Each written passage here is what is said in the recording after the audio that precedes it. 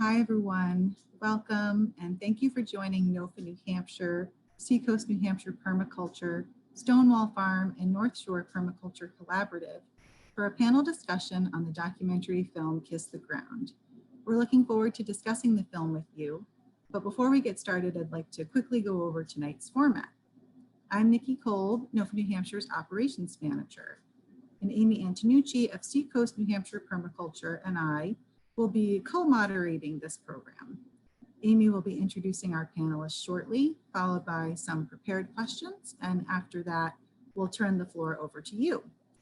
We're asking everyone to please keep yourselves muted during the call and to type your questions into the chat box throughout the discussion. And I'll read out your questions when we get to the Q&A portion of the evening. I'd also like to note that we are recording this meeting, and I'll let Amy take it from here. Thank you. I'll stop sharing my screen. I know you'd like to do a screen share too. Great. Thanks so much, Nikki, and welcome, folks. It's really great to have people here, see both familiar and new faces out there. Again, I'm Amy Antonucci. I'm a homesteader, activist, and organizer for Seacoast New Hampshire Permaculture. And really glad to welcome you and start our discussion of the film.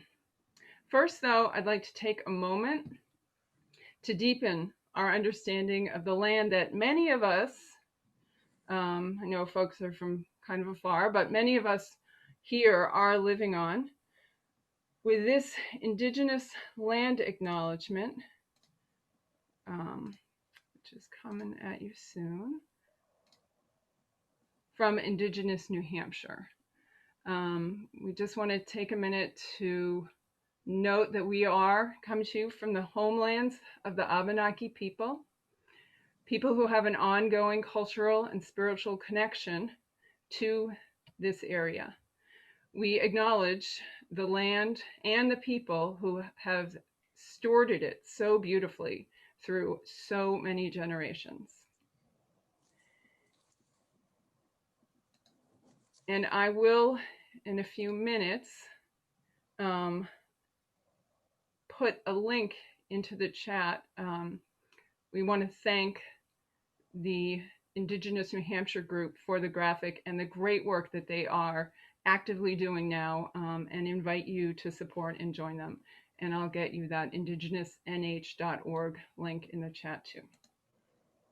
So, back to our film. So we want to say that there has been both acclaim and criticism of the Kiss the Ground film that you just watched. And tonight, we'd really like to honor both. We, learn about some great work being done through the film, and our panelists can speak more to that. There is also much that the film leaves out, especially on issues of equity, social justice, political and economic systems. And we chose panelists who can also expand the discussion into those arenas. So here is who we are so happy to have with us tonight. We have Julie Davidson, Executive Director of Stonewall Farm, a nonprofit agricultural education center demonstrating regenerative farming in Keene, New Hampshire. Julie herself trained in holistic management at the Savory Institute, including at their African Center for Holistic Management in Zimbabwe. We also have Julie Snorek, PhD, Research Associate at Dartmouth College, who is a social ecologist developing an understanding of social, ecological, and political transitions, especially in the Sahel and Sahara, where she lived and worked for over 12 years. Among her topics of study are soil regenerative agroecologies, feminist political ecology, the links between hegemony, militarization, and extractive economies, and just transitions or alternatives to development.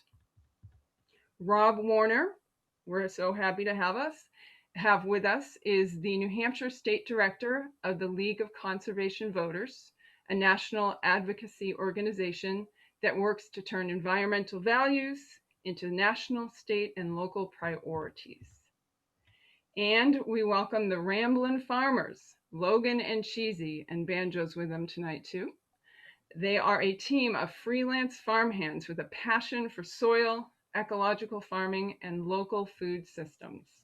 Their credentials include a diverse mix of on-farm experience as well as formal education. So please join me in welcoming them all.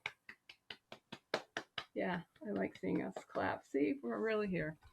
Okay, so we already have had some questions submitted to get us started while Nikki is collecting more from you all in the chat box. So go ahead and use that, all right?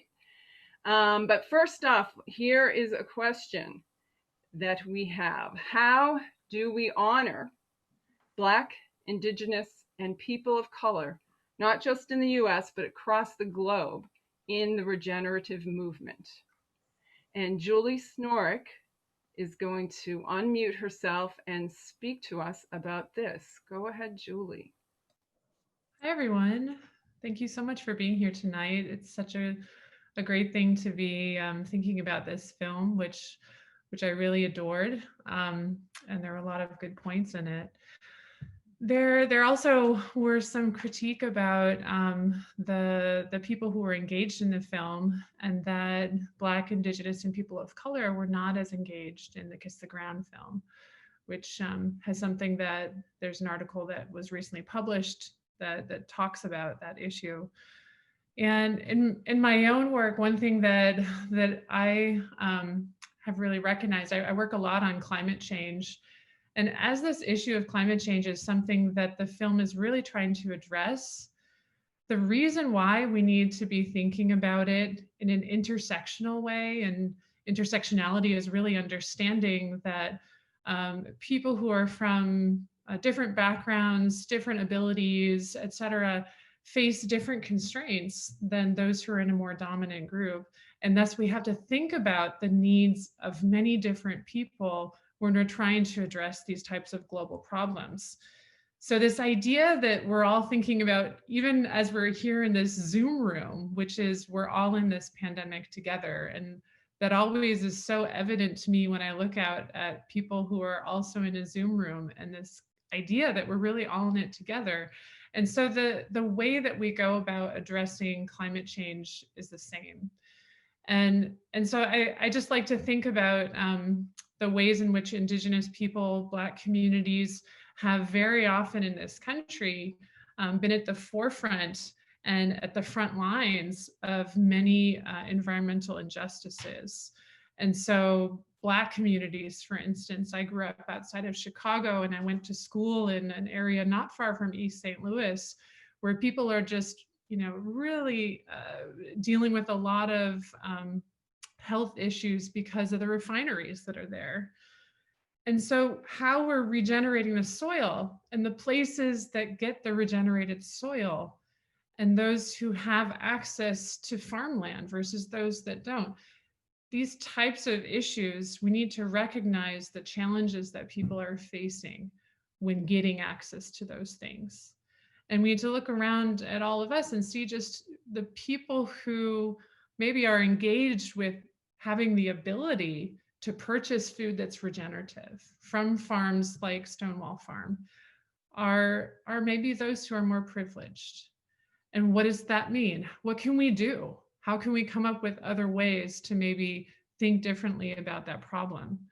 And for me, I've traveled a lot. I've lived in sub-Saharan Africa, and I've met a lot of people who are working on regenerative farming across the continent of Africa, where I've done a lot of work. Just by chance, I was a Peace Corps volunteer there, so that got me there. And there's a lot of agroecological practice that people are engaged with.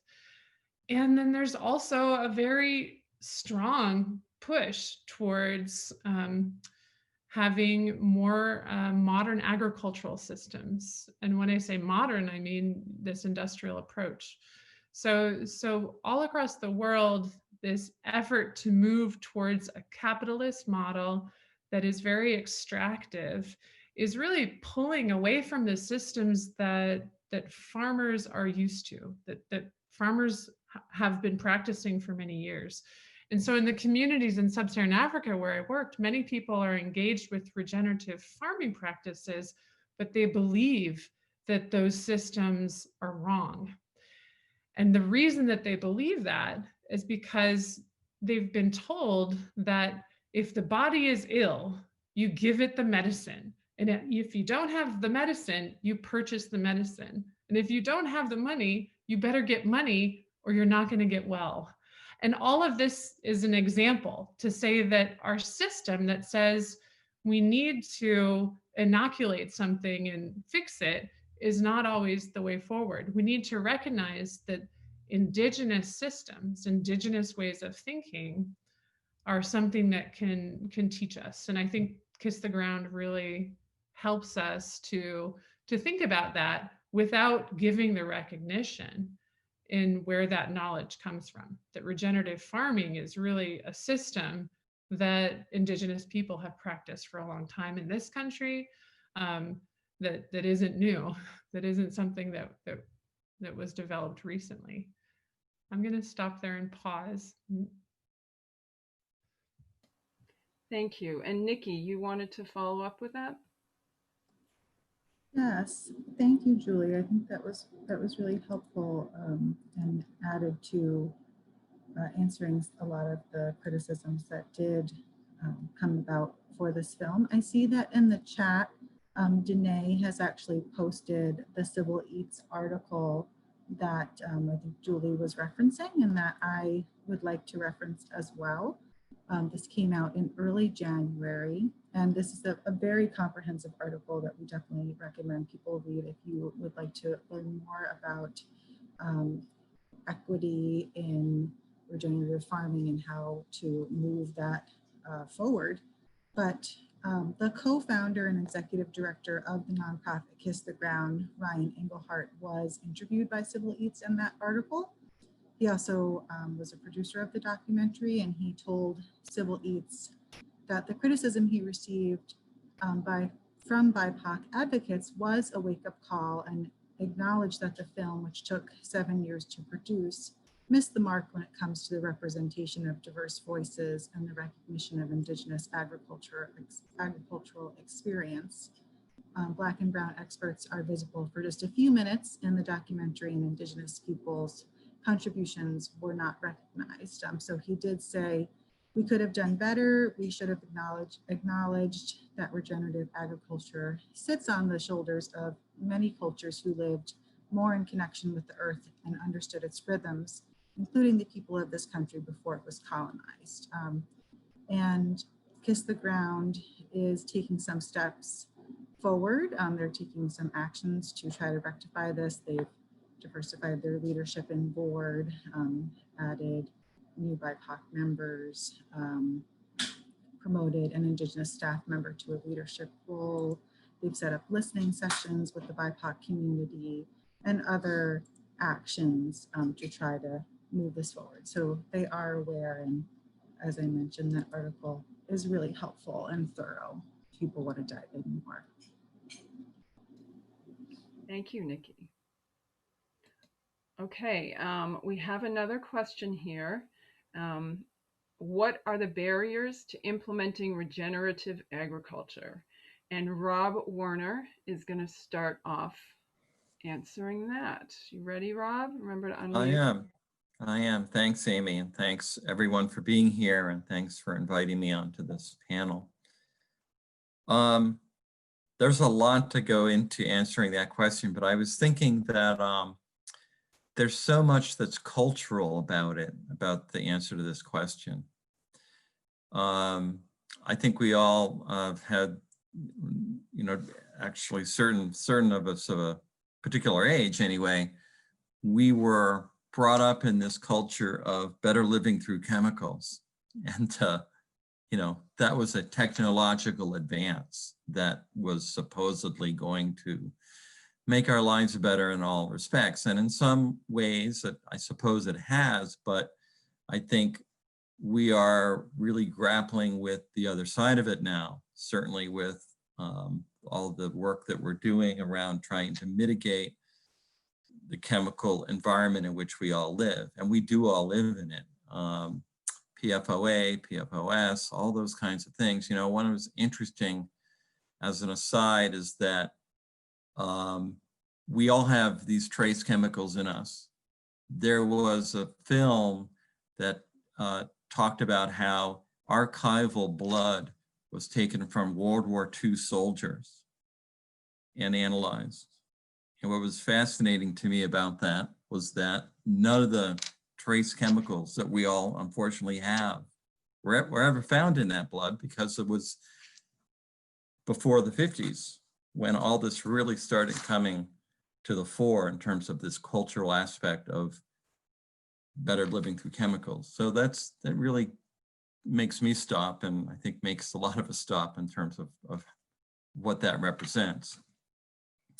So we have this cultural aspect of that, but I think actually to me there's some hope in that when people think of climate change traditionally, they think of, oh, polar bears. We used to think of polar bears, and I think we've really gotten away from that, which is good in terms of the first thought.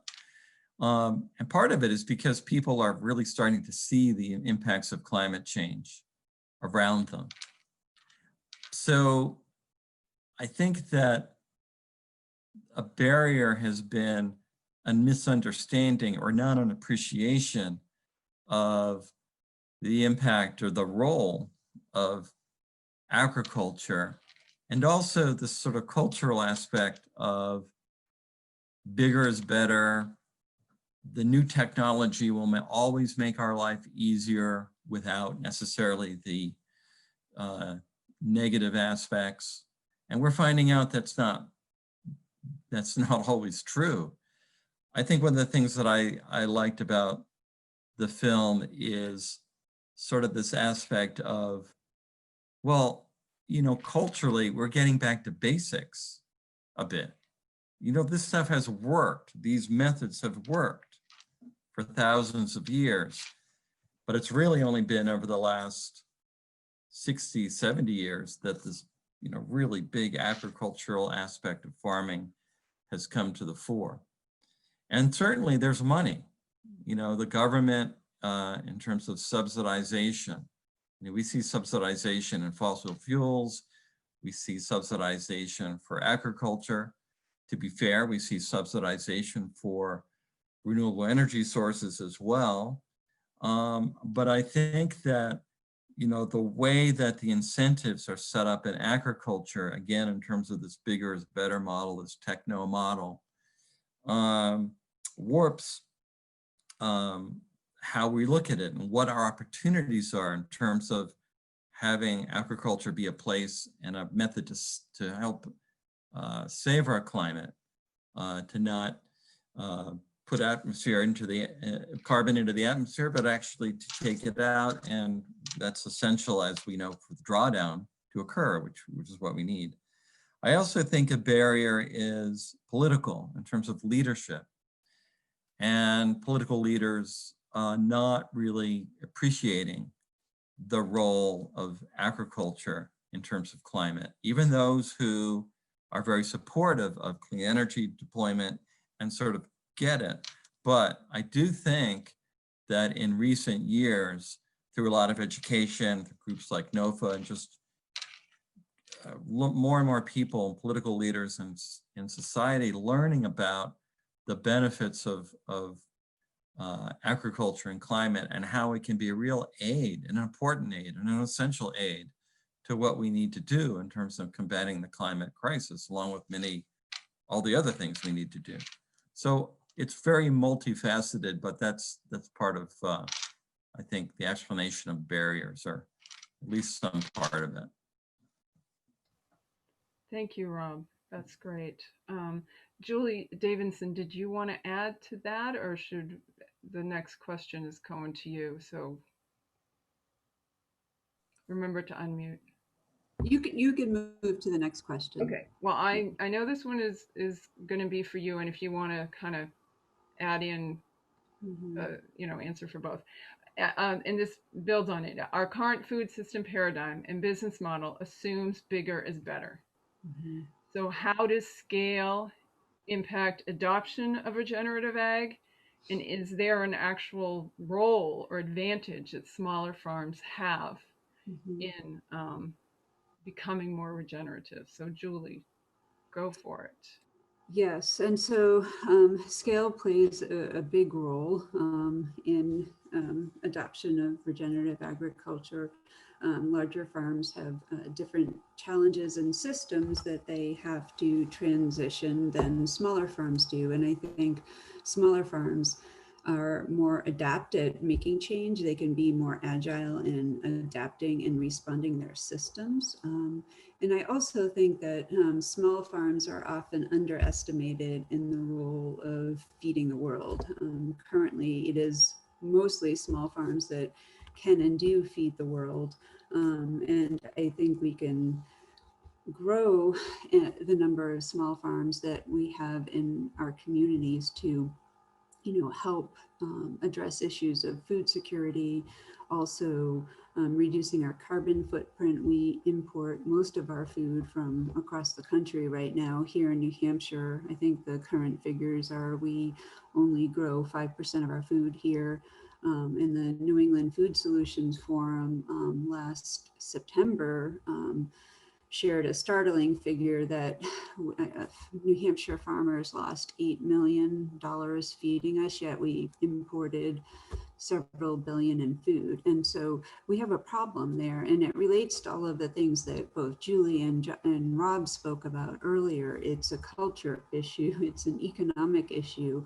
We've bought into this paradigm that bigger is better, and I think we need to flip that model and go back to feeding our communities in our communities. And I think small farms have an advantage to doing that. And that's some of the work that we're doing actually with the Rambling farmers at Stonewall Farm. We're seeking to demonstrate how small scale farms can be regenerative and feed their communities sustainably. And there's lots of movements out there already. I think this is going to take hold by a grassroots movement of people, growing food on their lawns, more small farms growing, more people supporting farms locally and in their community. But we also need to reach out to our legislators as well, because we have a subsidy system that supports large scale growing, and it makes it very difficult for smaller farms to compete and be viable in that. And it makes entry for new and beginning farmers or indigenous, anybody, it makes the barrier to enter the system is very difficult right now. And so these issues are all connected, and we need solutions that are all connected to resolve them. And so I just want to touch on one other quick thing. There's a lot of talk about carbon sequestration, and I think it's a great outcome of regenerative agriculture, but we don't want to focus singularly on any one outcome or indicator here. We need to look at the system as a whole. The solutions need to be system oriented. So I guess that's what I would say on that. Thank you, Julie.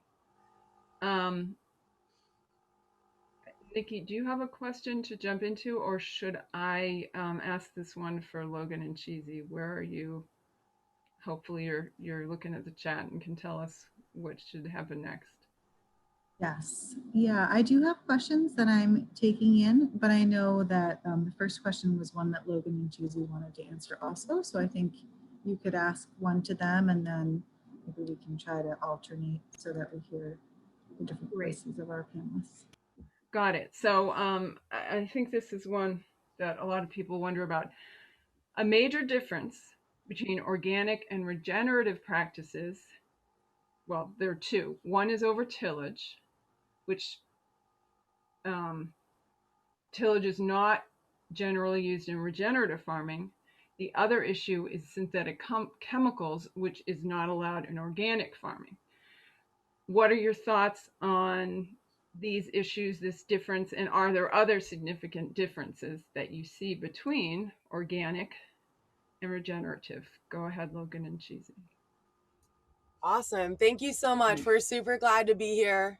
We're here in our little off-grid tiny home down in Florida, but we'll be back in New Hampshire soon. So I love this question because it's a really common one we get. And I think it's super important to look at all of these different labels as just different tools in the toolbox, and no one of them is going to be the end all be all answer. And so with that said, I have studied the organic legislation extensively when I was in academia at Oregon State University. And when you go line by line through that legislation, you realize, you know, how nuanced and just kind of crazy political processes can be when they're trying to regulate agriculture. But when we look at organic certification, it has obviously a lot of flaws, a lot of corporate influence, but it is the best thing we've got. And when we look at regenerative, the word regenerative is being kind of thrown around willy-nilly at this point. I would say the key, if we're looking at certifications, the Savory Institute Ecological Outcome Verification is the closest thing we have to a standardized regenerative certification. But all of that aside, the reality is that certifications are never going to be the 100% answer to these huge issues. And really, organic and regenerative need to be combined. And anyone who is calling themselves regenerative, and yes, I'm talking to you, General Mills and corporate agribusiness that is trying to co-opt the regenerative movement. If they are calling themselves regenerative and they're using synthetic chemicals like Roundup or synthetic fertilizers, synthetic nitrates, any of that, they are lying. And that is because you simply cannot sequester carbon without the soil microbiology. And this entire movement, Kiss the Ground, focuses so extensively on fighting climate change. And those microbes are the key to making that drawdown happen. If you are using synthetic chemicals, synthetic fertilizers, synthetic herbicides, fungicides, pesticides, any of them, they are killing the microbes. Therefore, it is literally impossible to sequester carbon when you don't have those microorganisms. Not to mention, they're also polluting your water, the rain, the whole environment, the whole ecological system. Synthetic fertilizers are made of salts, which dissolve into water. And, you know, they say that at least 80 to 90% of salts that are spread on fields dissolve into the water system. So that is a lot of what Cheesy has been studying under Dr. Elaine Ingham, who is the world's leading most soil microbiologist. She actually discovered the soil food web and was the previous chief scientist at the Rodale Institute. So we did think it was a little ironic, right, that they didn't mention her in the movie. They mentioned the new chief scientist at the Rodale Institute. But the point of that is just that without a functioning soil food web, you cannot sequester carbon. I mean, that is the baseline of the entire regenerative movement. You cannot build soil without microbes. And so, yes, if you are tilling or if you are using synthetic chemicals, that is destroying the microbes, specifically the fungal networks, which have the greatest power to sequester carbon. Without the fungi, this whole idea of mass scale drawdown, literally, it just can't happen, right? Right. There's a fungi in Oregon that is said to be 22 miles wide and 20 feet deep. So you can imagine the carbon structure that's encompassed by that fungi. And so we really need to focus on keeping those beneficial fungi alive and you know, keeping our systems aerobic and not salting them and dehydrating all our fungi. It's like drinking salt water, you know? Yeah. And then the last thing I want to say relating to this is that our experience working on certified organic farms all around this country is that, yes, tillage is still ubiquitous. I mean, it's widely used in organics. And this is, again, why these multiple tools in the toolbox need to be combined. We need organic, we need regenerative, we need agroecological, we need traditional indigenous methods. Like, we need all of these, and we need community food systems also. Obviously, the corporate industrial globalist paradigm is not going to make any change, even though they may try to use the word regenerative to push forward their profiteering. So all of these things in combination are super important. And anyone who's saying they're regenerative and they're still using Roundup or synthetic fertilizers, you can call them out on that because they're lying. Thank you so much. Nikki. I have some questions. Yes, thank you everyone for putting your questions into the chat. I have been recording them in order, but I'm going to take a different question from the middle to try to see if possibly maybe Julie Snorik would like to answer this question about subsidies, and if not, that's okay. But this question is from Russ. If the federal government currently subsidizes conventional agriculture, as the film notes, couldn't they also provide financial incentives for farmers to convert to regenerative practices? Or is this already being done? Is that something you feel comfortable answering? Yeah, sure.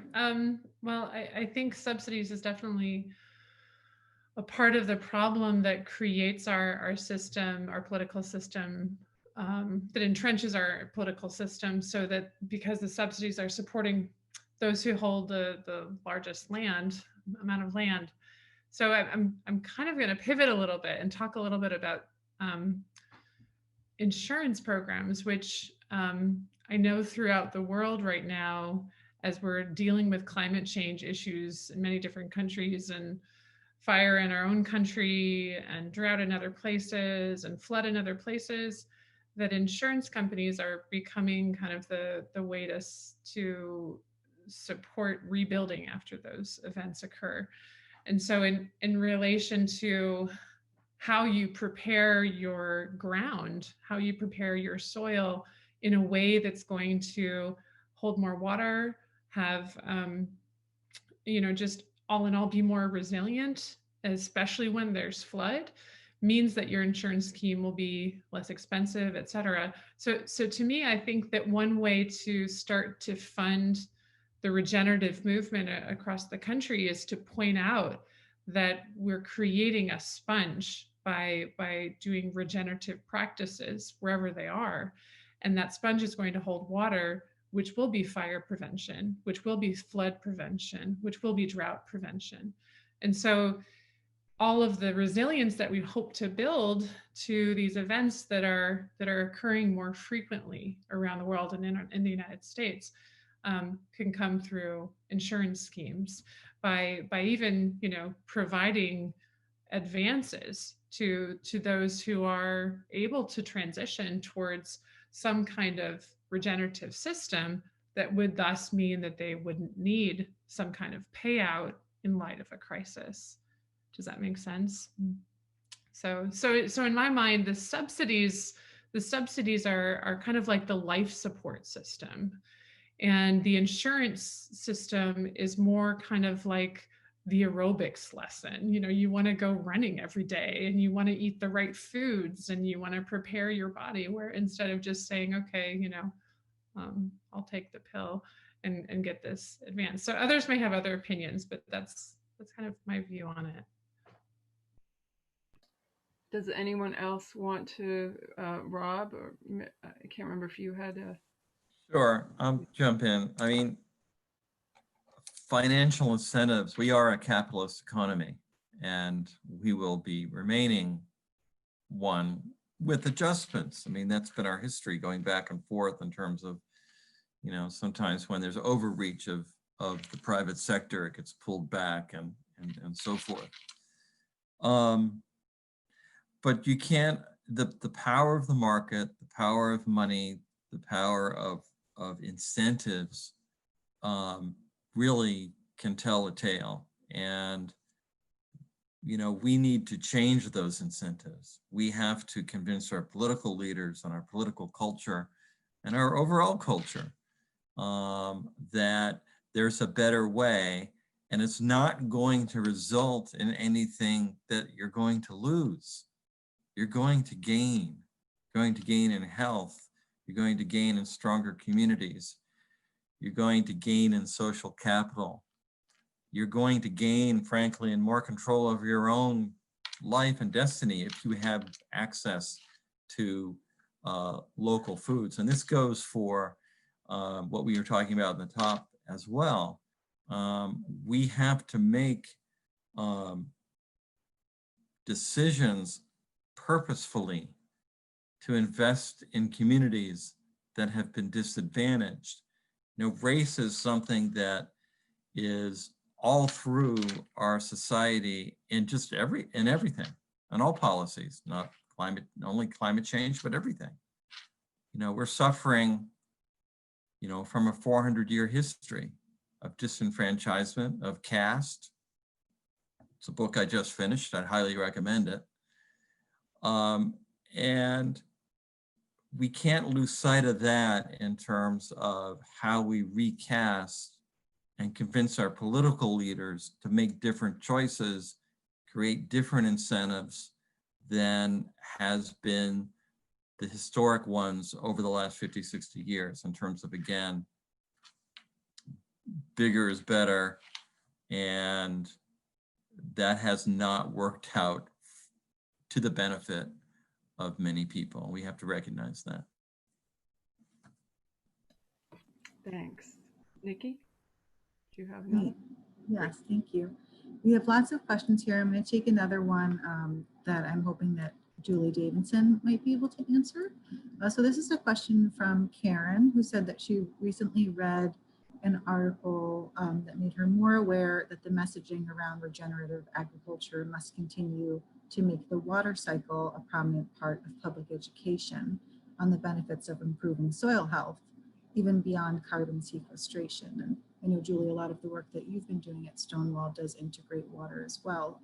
Karen asks, she says she thought that the movie did a good job on that front. Might that be another avenue to engage support for this work? Absolutely. There are a lot of watershed groups, particularly around the Connecticut River Valley watershed, that are actually working on those issues. And even up in Vermont, in the Northern Kingdom, there they have a payment for ecosystems services group that are working particularly to help clean up the lakes that are polluted from a lot of agricultural runoff. So I think grazing methods. At Stonewall Farm, we operate a dairy farm and we practice holistic planned grazing. It's not just rotational grazing, it goes a step beyond that to ensure that you're allowing the plants enough recovery time to fully regenerate.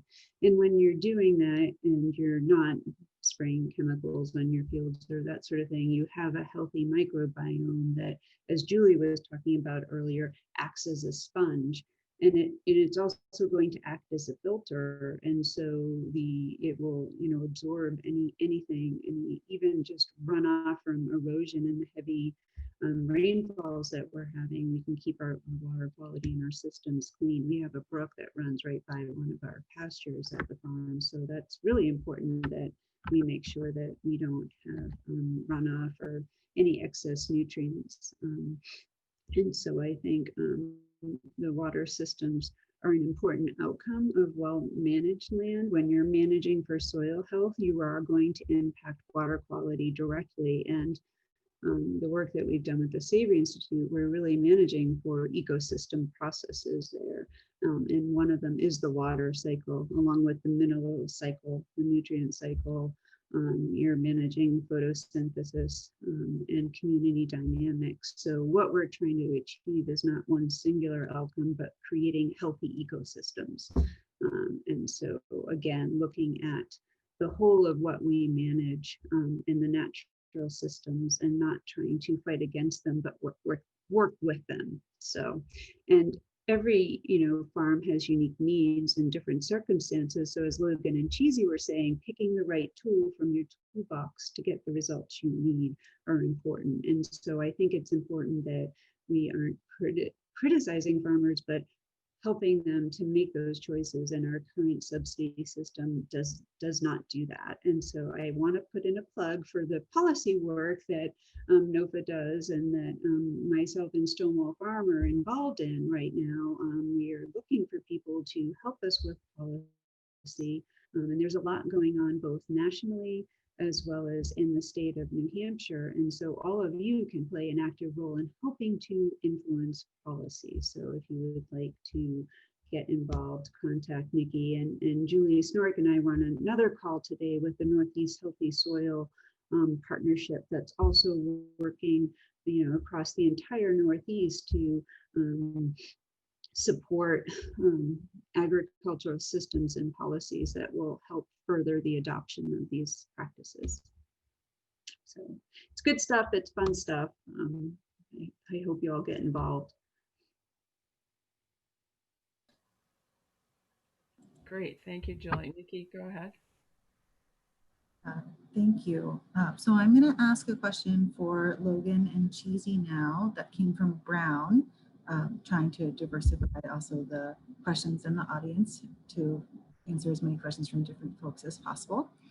So Brown said or asked, I was wondering about this carbon to soil method. How is this to help us? Would this damage the soil? And how does this transfer to plants? You guys are on mute. Hi. So carbon is one of the best things you can actually have in the soil. The plants are producing carbon through photosynthesis and releasing it through its plant roots as exudates constantly. And so we think about organic matter being in the soil, and that being mostly made of carbon, being fungal foods. But a lot of that organic matter is actually coming through the root system through photosynthesis. So the carbon cycle is very important to growing plants. And if you don't have enough carbon in your soil, then your plants are going to struggle in growing. It's not going to have, the fungal foods that it needs to keep the fungi in place, to keep nutrient cycling happening, and those mining of those nutrients from the bedrock, every single hour, every day.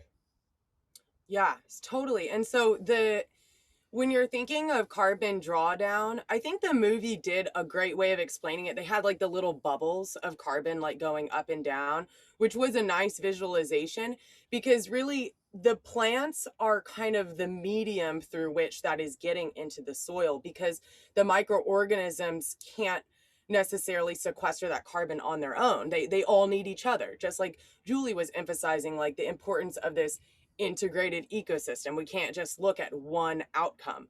So by improving the photosynthetic capacity of our plants, of our crops, whether grass is on a pasture land, vegetables on a vegetable farm, trees in a forest, whatever it may be, those plants are pulling in carbon as part of their photosynthetic capacity. They're producing sugars, and they're giving away those sugars. What is it, like 60%? Yeah, 60 to 80% of those exudates are actually just feeding microbial life in the soil. So a plant is working so hard to produce its own food, and it's literally giving away 60 to 80% in the form of what Dr. Elaine calls cakes and cookies. They're setting out these cakes and cookies at their root zone to offer to their microbial partners. And so that's when the soil is not being disturbed and it is being stewarded through the addition of organic matter and not using chemicals and no-till practices, etc., the microbes are able to colonize those plant roots and eat all those cakes and cookies that the plants are giving them. And that is the process through which carbon is coming into the soil. So as an answer to your question, putting more carbon into the soil could absolutely not do any harm. In fact, it would do the utmost good. Well, I wouldn't say every, but at least most soils in the United States, as far as I know, are extremely degraded, especially when we think back to the native ecosystems that, of course, indigenous people managed for centuries. And we have lost so much topsoil in just the last 100 years because of the Industrial Revolution. And a lot of that related to the Dust Bowl, which was really in our recent history was the process of tilling the soil to death, which, by the way, when you till the soil, that releases carbon into the atmosphere, because you're destroying all of the places where those pockets of carbon have been sequestered inside those microbial networks. So I think, or did we answer the question? Sorry. I think you did a great job. Right, Nikki? Yes, me too. And So listen, folks, our fears of not having enough questions have been completely destroyed. You all were amazing with your fabulous questions and interest in this topic, and this made for just an amazing conversation that Nikki and I are only just noticing we need to stop. We are wrapping up here. It's a little past 8:45 even, and we're just so grateful to you all. There's more going on in the chat. I see some of our panelists are directly answering, and that can go on for a few more minutes here as we work on wrapping up, but we don't want to keep people too late. And I'm going to pass it on to Nikki to do the wrap up here. great, thank you. I'm just going to put my screen up here for a second. Everyone bear with me. And I want to echo what Amy has said, that we're really grateful for all of your great questions and for you to be here with us up until and after 8:45 at night. Thank you so much. I also really want to thank our panelists, Julie, Logan, Cheesy, and Rob, for all your time tonight. And I also want to thank you, Amy, for moderating with me. It was really wonderful. So if you did like this event, you can support our nonprofit hosts by following us on social media, making a donation, attending future events, becoming a member of our organizations, sharing with your friends, etc. So the links to all of the co-hosts are up on the screen. And before we depart, I also just wanted to share a few upcoming events from NOFA New Hampshire, and then give both Julie and Amy an opportunity as co-hosts to share any events that they have as well. So please mark your calendars for NOFA New Hampshire's Winter Book Club. The first meeting is actually tomorrow night, Thursday, January 14th at 7:30 p.m. And that is going to be discussing Vandana Shiva's book, Who Really Feeds the World. I think there's 4 sessions, right, Amy, over the next several weeks. There's 5 sessions over the next several weeks. So if you're not ready to join tomorrow, you could join at another time. Also, NOFA New Hampshire's annual winter conference is on Saturday and Sunday, February 13th and 14th. Over 14 virtual workshops will be featured, and we hope that you'll join us there. And also, our bulk order program is currently open through February 28th. So if you're getting excited about planning your farm or garden, you can get discounted prices on bulk farming and gardening supplies through that program. And now I'd like to let Amy and Julie say their events. I'll just quickly say our meetup site is a place to go to see all of our events. We're in the process of putting up our gardening series. We focus on gardens from tiny to pretty big, and no-till regenerative gardening is absolutely what we do in permaculture in our group, and that's what we'll be teaching. We also have a number of faraway speakers zooming in with us this winter and spring, so you can check that out. And we also have a lot of what we call social permaculture events coming up, where we're going to be continuing to look at issues of equity, economics, society level design that can help bring about all sorts of really needed changes that many of us have been working on and hoping for a really long time. And go to the meetup site to see all of those. Many are free, and we have scholarships for everything we do, so we welcome you.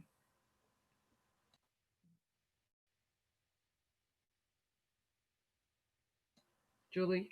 Yes. Go for it. Yes. So Ed, I'll just direct you to our website, Stonewall Farm. We offer a variety of education programs from actually preschool all the way up through adults. And as a hub with the Savory Institute, we will be offering classes this spring on holistic management, which is a type of regenerative agriculture. And Logan and Cheesy, who you heard speak, will be doing a number of workshops as well. On our organic market garden program. So we will be posting all of those up on our website soon, so you can sign up for our newsletter and be sure to get information right as we announce the events. Wonderful, thank you. So as you know, we did record this event and we will send it out when it's ready to go out to everyone, and we'll put this on NOFA New Hampshire's website along with these links that are on the screen, and also links and information to all of our panelists. Since we had such a vibrant discussion, hopefully you all will continue the conversation elsewhere. And again, thank you so much for spending your evening with us. Thank you, Nikki. Thank you, Amy. Thanks, everyone. Thanks, everyone.